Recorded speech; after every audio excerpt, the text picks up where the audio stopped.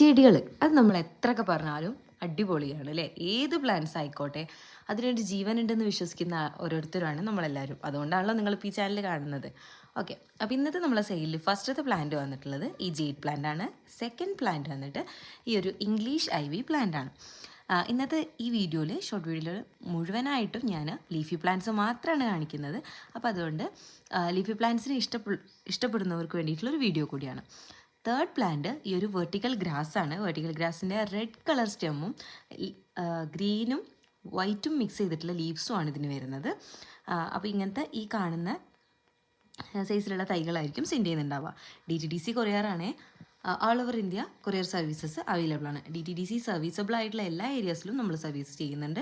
Next plant വരുന്നത് വാൻഡജുൻ്റെ 2 shades ആണ്, ഒരു വയലറ്റ് ഷെയ്ഡും ഒരു ഗ്രീൻ ഷെയ്ഡും.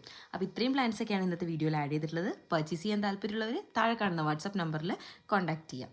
പുതിയ ഇതുപോലത്തെ സെയിൽ വീഡിയോ ആയിട്ട് വരാം. ബൈ.